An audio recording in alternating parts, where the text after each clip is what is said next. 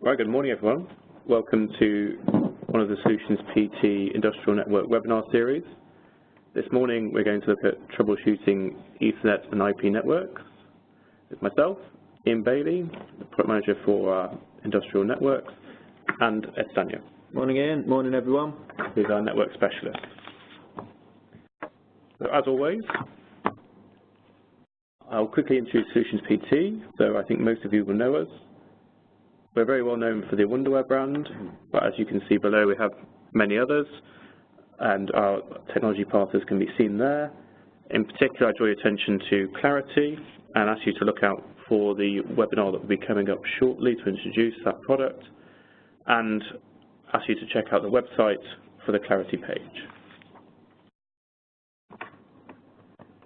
Thanks Ian. Right, so the agenda for today's webinar. Four things we're going to be looking at. The first two, we're going to have a look at the kind of best way to approach troubleshooting networks. So we're going to kind of look at some methodical steps we can kind of follow to troubleshoot connectivity issues that we might have on a network. We're going to have a look as well at some of the most common causes, most common causes we'll find that will cause us connectivity problems on our automation networks. And we'll take a little look at some useful tools that will kind of help us troubleshoot and resolve those issues. So we're just going to start off with kind of a little bit of theory, you could say. And a good way to kind of approach troubleshooting networks is to always remember that whenever a network device wants to communicate with another network device, there's always a methodical order that it will take when it comes to processing and sending data. So every single packet from one device to another, and this is whether the device is a PLC, a HMI, a switch, a workstation, any device that lives on our network will always kind of follow this methodical order. So we can kind of use this order to give us some methodical steps to approach troubleshooting situation, and we can start kind of following a little bit of a process of elimination to actually find where our issue lies. Now this order, some of you might have already kind of come across it before, and we're going to essentially break it down into a bunch of layers, 7 layers, and this is commonly known as the OSI 7-layer model. So Ed, how does this model help us with troubleshooting? So while it is a little bit of a kind of theoretical model, it still does apply, as I say, to every kind of single network device. Every Ethernet or IP network device will follow this process. It will follow these layers to communicate with other devices on the network. So whilst it is theoretical, it gives you some places to start, and it gives you a bit of an order in which to investigate certain things on the network, things on the device, to help you kind of get to the bottom of where the issue lies and help you resolve it in the most kind of efficient and quickest way. So looking at this 7-layer model then, if we just kind of start at the top, and obviously at the top we've got our end application. So this is the application we've got on our device, whether it's a HMI, whether we're using a workstation, we've got email on there, whatever it might be. This application layer is where we kind of see our network data interpreted. So for example, on a SCADA terminal, if a pump was activated somewhere and a PLC sent a message to our SCADA workstation, the application will interpret this as kind of highlighting a graphic or showing a graphic start moving on the SCADA screen. So that's what our top layer is, our application layer. Moving on below that, our presentation layer. This is where essentially we deal with things like encryption and compression. Now this layer isn't particularly as relevant as some of the others will be, especially in automation networks, but we will kind of go into a little bit of detail with it in a bit. Layer 5, so our session layer, this is essentially where our device builds and kind of closes sessions down. When we talk about sessions, we're essentially talking about our device keeping our data streams separate from each other, so we're able to obviously have multiple kind of data streams to different devices. We can talk to lots of different devices over lots of different protocols, and they're all kind of handled in their own individual sessions. Now, perhaps our more important layers, 4, 3, 2, and 1. So 4 is our transport layer. this is the kind of high-level layer that essentially moves our data from one device to another. So we use a transport protocol. You might have heard of TCP, UDP, something along those lines. Those are kind of the most common protocols we'll use to move our data around the network. Our third layer, our network layer, this is where our IP addresses come in. So when we're communicating with different devices on the network and with assigned IP addresses, this is kind of all handled at the network layer. And this is also where we'll be handling routing. So if we've got multiple VLANs or multiple networks that need to talk to each other, this is all handled at this network layer, layer 3. So this is obviously a very important and fundamental layer within the network. And if stuff isn't working here, then obviously we're not going to be able to communicate at the most basic of levels. Moving on down from that, we've got our data link layer. So this is where we essentially handle the Ethernet part of networking.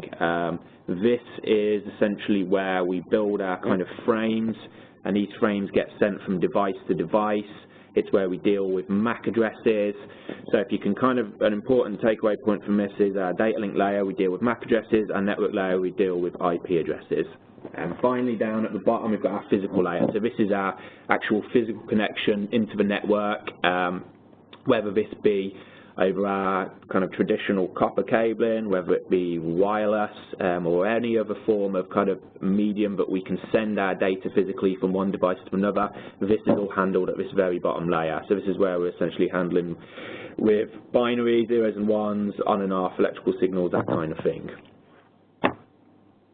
So we're just going to have a look at some kind of high-level troubleshooting points for all the different layers. And these are just quick, simple questions to ask yourself to start following these seven steps to troubleshooting your connectivity issues.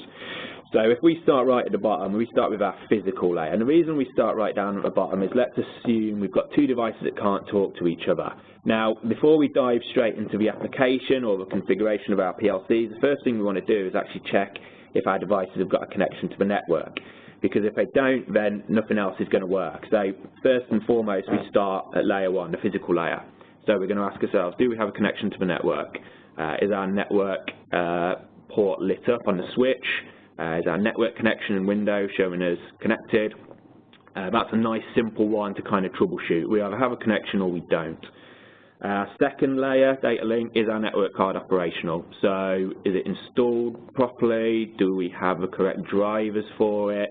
Because this is essentially where the fundamental part of our network card operation lives at the data link layer. It's up to the network card itself to build our frames, handle MAC addresses, that kind of thing. Layer 3, our network layer, do we have an IP address assigned? Not only do we have it assigned, is it correct? Do we have a correct subnet mask, the correct gateway, that kind of thing? That's what we'd be checking at layer 3. Layer 4, our transport layer, can we open our TCP or UDP connections? So things that could potentially stop this might be a firewall, whether it will be a local firewall to our device or whether it be a network firewall.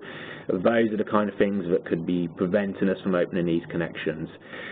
Layer 5 kind of ties in a little bit with our transport layer there, and it's a question of are our ports being correctly opened or are they being blocked? So again, it does kind of tie in a little bit with issues with firewalls, things that could be blocking our ports. It might also tie in with whether that port in question is already in use by another service on our device. That would be something to look out for at that layer.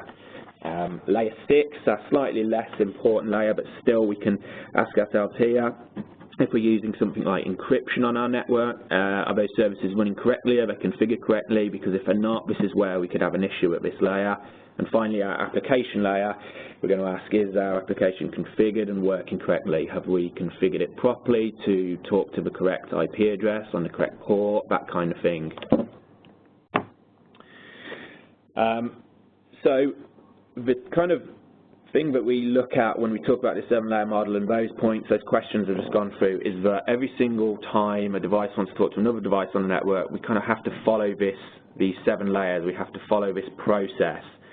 So somewhere along the way, if we've got a connectivity issue, somewhere within those layers is going to be the issue, and that's 100% of the time the issue will lie within one of those layers, and it's just a question of finding out which layer it is, and once you've obviously found that out, the specific part of a configuration that is causing that problem.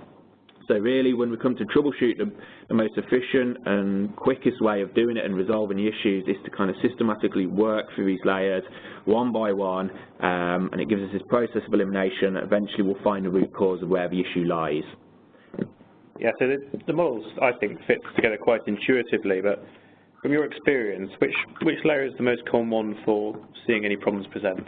I would say in most cases it will probably be kind of layers 3 and 4. So if I just go back a slide, this is kind of where our IP addressing comes in and where our ports, TCP, UDP ports come in. Most commonly this is where we'll see the issues: misconfigured IP addresses, misconfigured ports, firewalls blocking the ports, that kind of thing. Most commonly that's where I see kind of a lot of issues. And also that's probably the most kind of complex part to the troubleshooting is within those 2 layers. Like I say, the first couple of layers, especially layer 1, are very easy to troubleshoot. You're either connected or you're not. With IP addresses and ports, there's obviously a little bit more investigation that has to be done there.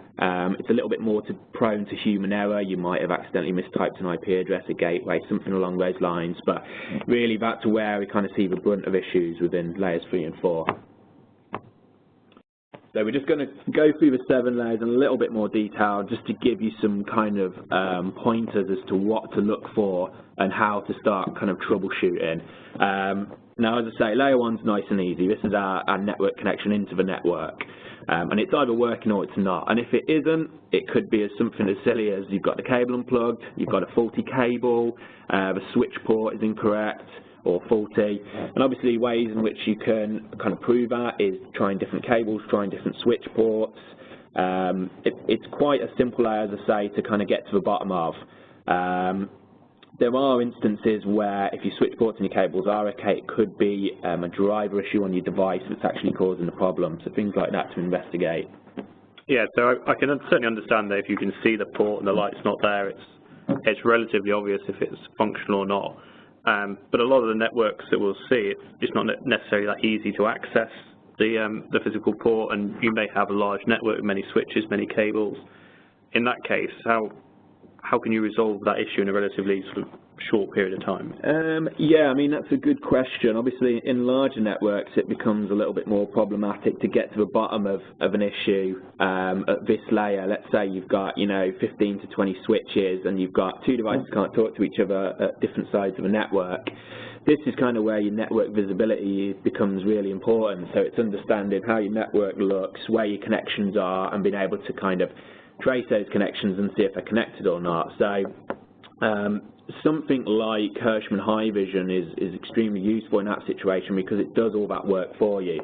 It maps out your network, it shows you where your switches are, it shows you how they're connected to each other on which ports, and it will obviously show you if there's a breakage in your network, there's a breakage in one of the cables, and you've got a connectivity issue between a couple of switches. It will give you a nice little a GUI interface that will show you all that. It saves you having to obviously physically go around each switch, checking the uplinks and that kind of thing. So really that's why visibility of your network is extremely important, particularly in big networks. It can make life a hell of a lot easier when you're investigating a physical issue. So layer 2, our data link layer, this is where our kind of network card handles building of frames. So when we talk about frames, we're talking about Ethernet, we're talking about MAC addresses. So it's up to the network card to be able to build those frames, put the data into a frame, and obviously set up the source and destination MAC addresses. So if you've got an issue at this layer, and if it's a device issue, so an issue with just a particular device, it could well be that an actual issue with the card itself, a network card, the interface, and that could be a software issue, so faulty drivers. It could be a hardware issue that the card has just failed. If you've got a connection to the network but you cannot send a single packet or a frame anywhere and it's just local to this device, then there's a good chance that your network card or your drivers has kind of failed somewhere there. If your problem is a little bit bigger and it affects a much larger part of your network and not just a single device, then this suggests that the frame cannot get around a network. It can't get from switch to switch.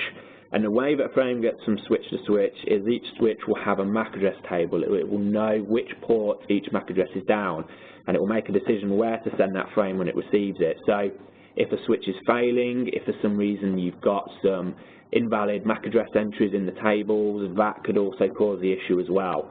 So at this layer, it's MAC addresses that you want to be focusing on. And a MAC address table is reasonably straightforward, in which it's just a port to a MAC address, a simple kind of conversion. So those are the things you want to start looking at this layer. So network layer, layer 3, this is probably where I see most connectivity issues, somewhere at this layer, and this is where we obviously, as I say, we deal with IP addresses. So if your IP addresses are incorrect, your default gateways aren't properly set, or your subnet masks are incorrect, these kind of things can cause an issue.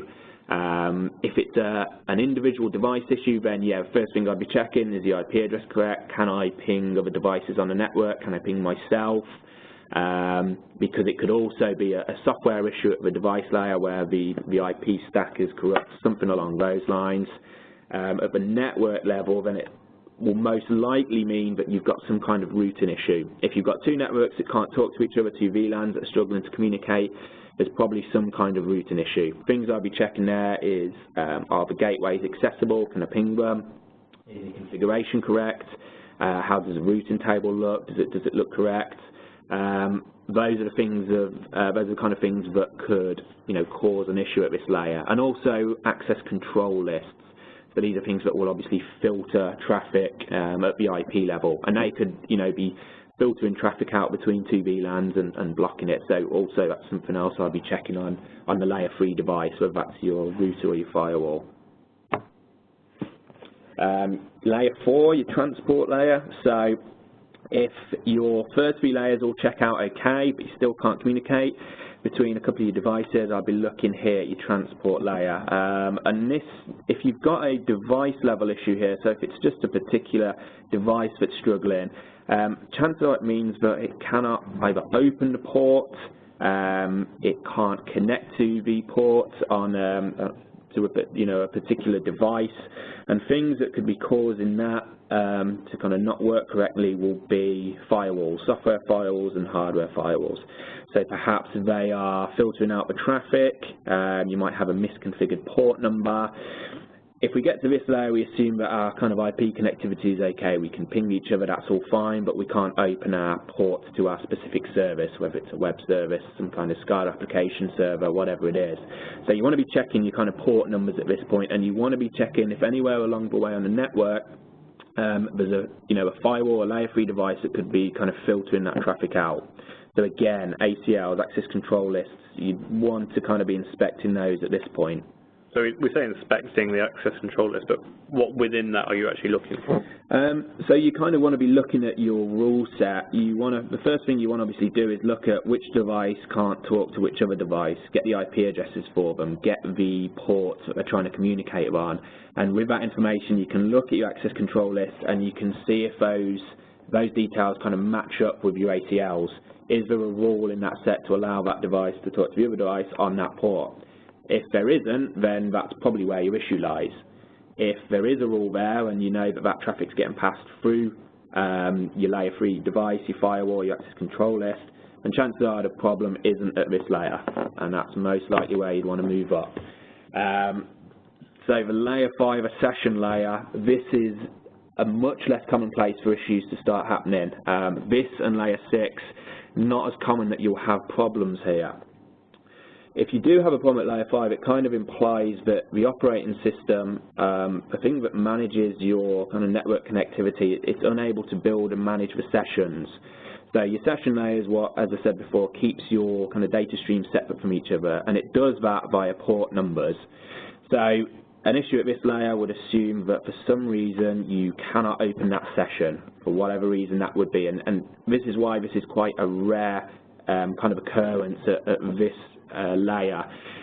It could only kind of be a problem with, let's say, a server that's receiving connections if you're trying to load an application that uses a port that's already in use. And there's a little tool that we can use, particularly on Windows machines, that will give us some information as to which ports are in use, which ones we're kind of listening on, and that can kind of give us a bit more information as to troubleshooting this layer if we do need to. If we're talking, though, about a network level issue here, then the only other thing that you would probably want to be looking at is if you're using a WAN device. So if you're local devices can't communicate outside of your local area network. They can't go out to the internet for whatever they need to do. That could be that your router, your layer 3 device, is not properly building these network address translation sessions. So that would be something to check if you don't have internet connectivity from local devices, because that also would be a layer 5 issue. Again, layer 6, this is also a kind of rare place to find issues, particularly in the automation world, because we don't often always do a great deal of kind of encryption and worry about presentation services here. But essentially an issue here would be with things like encryption, compression, that kind of thing. And they are quite rare at the network level to come across these, and unless, of course, you're using a kind of next-gen firewall that does filtering at the upper levels. So traditional firewalls will just filter by your IP addresses and the ports, that kind of thing. The kind of next-gen firewalls will do a little bit more than that, and they will start filtering at the higher levels, and they'll start inspecting the kind of the underlying data. And they might be interfering with encryption services, things like that, and they could be causing an issue. So the firewalls would be an example of where we might see an issue here, but really what you're saying is it's unlikely to present here. Yes. Think about whether you check the other layers below it before you stop worrying about this. Exactly, yeah, exactly. If you've got to this point and you've still got an issue, chances are it's probably at the application layer. But there are a couple of things that you should possibly check for here. And if you are using encryption services between the two devices that have got a problem, then you'd want to check the configuration of those and just do some basic tests to check that they are working correctly. If you've got through all the other 6 layers and you've still got an issue, then there's a very, very strong chance your problem lies at the application layer.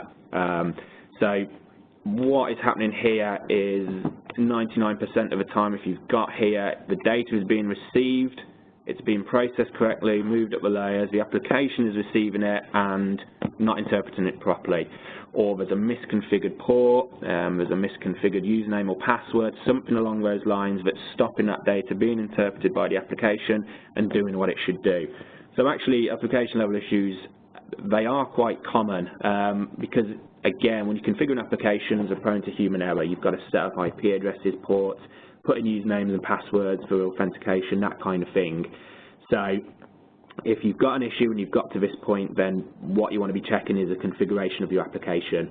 You also want to start looking at things like log files, because chances are, although the application may not be doing what it should be doing, somewhere, hopefully, there's a log file entry being written explaining what's happening, explaining why it isn't working. It might not be obvious to you until you start diving into the log files, Windows Event Viewer, that kind of thing. So those are the things you want to investigate when you get to this point. So now we're just going to quickly go through a couple useful tools you can use then to help you troubleshooting, and these kind of tie in with some of the different layers, but really these tools are a nice, quick, easy way for you to prove connectivity at just kind of the first few layers, and to hopefully eventually get you to the point where you can confirm the issue is at the application layer, for example. So your MAC address tables, if you've got no connectivity between a couple of devices, check your MAC address tables. On Windows, you've got a nice little command for it, the ARP command, which will show you your IP address to MAC address conversions. Your switches will also have MAC address tables, which will show you your MAC address to port conversions as well, so it will show you which ports frames are being sent down, and those are the kind of things you want to start checking to prove your issue kind of isn't at layer 2. Everyone's probably heard of ping. Ping is a kind of suite of protocols, and kind of ICMP protocol suite that will allow your two network devices to kind of test the most basic form of connectivity with each other. So this is all happening at layer 2 and layer 3. There's no kind of ports involved here. There's no upper level application stuff going on here. It's just a basic connectivity test between two devices, and it'll help you to kind of ascertain if you've got that IP level connectivity. The only thing to look out for here is if you do have firewalls, they might be blocking these pings, and it might inadvertently send you down the kind of wrong route when you're doing your troubleshooting. Your connectivity might be fine, but it might be your firewall that's blocking it, so that's just something to be on the lookout for. If you find yourself getting to a point where a lot of your troubleshooting is just not giving you anything, if you want to kind of have a bit more of a deep dive, there's a lot of kind of network analysis tools out there, and probably the most common and one of the best ones I've used is Wireshark. What Wireshark essentially does is show you all the traffic to or from a local interface that you've installed the software on. So this will show you absolutely every single packet being sent to or from your network interface. It will show you in its most basic form. It will allow you to actually ascertain if you're receiving a packet or not. It will help you to kind of troubleshoot if a switch is behaving as it should be or if it's not. If you can't see it in Wireshark, it means your device hasn't received it, and you want to start checking other parts of the network to see where it's getting lost.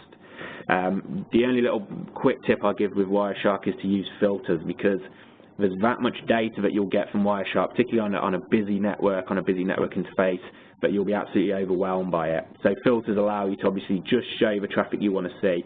So if it's just one device you're having trouble communicating with, you can put a filter in to say, just show me traffic to or from that device. Don't show me anything else. They are very important to use with Wireshark. And the kind of ultimate in troubleshooting and really super deep dive here to find out what's going on the entire network if you've got some very kind of obscure behavior going on that you just can't pinpoint, that would be to use port mirroring and Wireshark. So what this essentially does is it allows you to, now this can only be used on managed switches or managed routers that support port mirroring, but most do nowadays. And it will essentially take a copy of every single frame on the ports you specify and send it down your mirrored port. Now what you can do with that is you can then load Wireshark and essentially receive traffic for the entire network, or at least all the ports that you specify in your port mirroring. So with this you can start troubleshooting devices not local to you. So for example, a couple of PLCs might be having trouble communicating with each other. You can't install Wireshark on your PLCs, but you can mirror the ports that they talk on and then receive the traffic with Wireshark and start analysing it and see what's going on kind of at a really super low level. That's everything from me. Great, well thank you very much for that, Ed. Very interesting. For those of you out there who may be experiencing any troubles with their industrial network or just want to learn more about it, then I'd recommend the Industrial Network Audit. And certainly what we've seen from that is a range of findings, not just pointing out how we can improve practice and performance of the network, but also through the troubleshooting process, we've seen some quite deep down issues that would have been quite difficult to resolve otherwise. And if you're intrigued by industrial networking or think it can improve how you do your work currently, then I'd recommend the Industrial Network Training course. I haven't done it myself. Actually applying these principles and a lot of the other principles we talked about in the webinar series in a lab with hardware and with expert instruction is a really good way to bring on your knowledge. So for any more information, you can see the contact details in front of you, and I'd like to move on to any questions. And I think what I'd say to yourself, Ed, is there might be people out there with challenges on their networks now. You clearly just talked through troubleshooting, but some of the principles in there may be a little bit obscure to them. Would you recommend anything in particular that we talked about in our previous webinar series? Yeah, I mean, a lot of the previous webinars we've done, they cover quite a lot of detail really on a wide range of subjects. And so really, I guess it depends what kind of issue you're having, but chances are there is some useful information in one of the previous webinars that should be able to help you out there. Obviously, these are just a kind of high-level bunch of bullet points for you to get you on your troubleshooting ways. But if you want a bit more specific detail, yeah, there's a good chance one of the previous webinars we've covered quite a lot of the most common issues you might have on your network, and we've gone into some detail with routing and IP addressing and that kind of thing in some older webinars as well. So they might be very useful to look at, particularly if you're having a problem, with a couple of devices with IP addresses, VLANs, that kind of thing. The previous webinars, we do have some very good information on there. Great, well thanks Ed, and there's a wealth of information out there. I'd recommend it to anyone. I think that's it from us today, so thank you very much. Thank you everyone. All right, bye-bye. Bye-bye.